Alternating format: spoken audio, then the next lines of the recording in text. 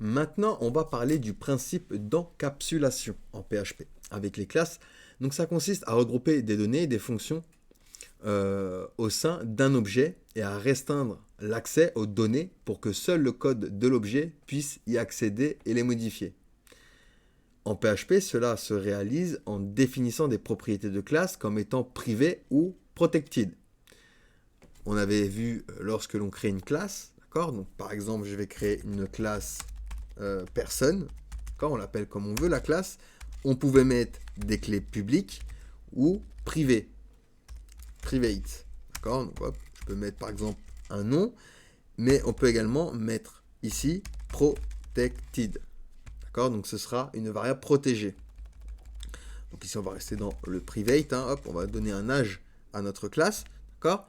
Donc ici j'ai créé une classe, d'accord? Une classe personne, d'accord? Donc là il me met une erreur, mais il n'y a pas d'erreur, hein. Je ne sais pas pourquoi à chaque fois il me réalise, enfin il me surligne ça, mais il n'y a pas d'erreur, hein. Vous voyez, hop, si je refresh la page, c'est vide, il n'y a rien dedans, c'est normal, mais il n'y a aucune erreur. Donc ici, on a créé une classe, on peut utiliser private, public ou protected, ce qui empêche, alors protected et private, ça empêche les autres parties du code d'accéder directement à votre classe, d'accord, aux informations qu'il y a à l'intérieur. Donc pour accéder à ces propriétés depuis l'extérieur de la classe, on utilise les méthodes accesseurs, getters et mutateurs, setters, d'accord, les getters et les setters, ce qui permet de récupérer ou de modifier les propriétés en respectant les règles définies par notre classe. L'encapsulation permet de limiter les interactions externes avec l'objet. Donc ça facilite la maintenance, la gestion du code, et ça permet également de protéger les données et d'éviter les modifications non désirées, ce qui peut améliorer la sécurité et la fiabilité de votre programme. Donc un exemple d'encapsulation avec PHP. Là, on a une classe personne qui utilise des propriétés privées et on va pouvoir utiliser par exemple des méthodes publiques pour accéder à ces propriétés de manière contrôlée.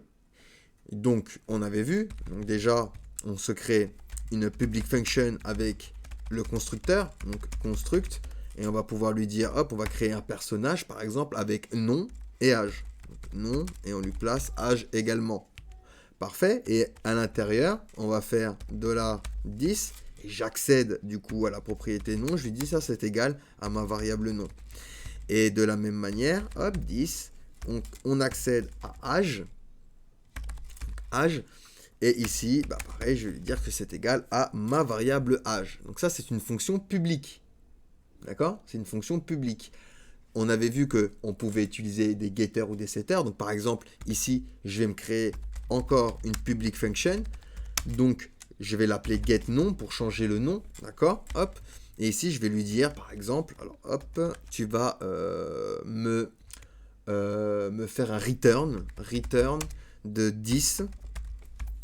Et j'accède à nom, à la propriété nom. D'accord?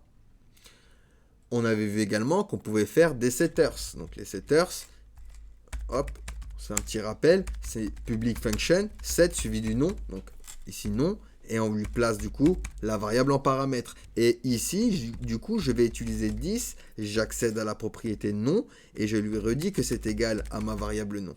D'accord? Pareil, c'est également une fonction publique qui accède à des propriétés ici privées. D'accord? De la même façon, pour l'âge, j'aurais pu venir ici me créer une public function. Donc, public function, encore une fois, set âge. On lui place la variable âge. Et ici, qu'est-ce qu'on peut faire? Eh bien, on va se faire une condition. If, si âge, il est supérieur ou égal à 0 et notre âge est inférieur ou égal à 120, alors 10, on accède à âge sera égal à l'âge. D'accord? Sinon, else, on lui fera par exemple un écho de âge. Alors, âge invalide. Alors, hop, âge invalide. Donc je récapitule, dans cette fonction classe, les propriétés nom et âge sont déclarées comme privées, d'accord? Alors hop, donc ça sert à rien ce que je fais, mais là on les a déclarées comme privées, d'accord? Ce qui signifie qu'elles ne peuvent être accédées ou modifiées directement à partir de l'extérieur de la classe, d'accord? Pour accéder à ces propriétés, la classe définit des méthodes publiques appelées getters et setters. Donc, ce qu'on a créé ici, on utilise get pour les getters, get suivi du nom de la propriété, pour les setters, set suivi du nom de la propriété. Ça nous permet d'obtenir ou de modifier les valeurs de ces propriétés de manière contrôlée.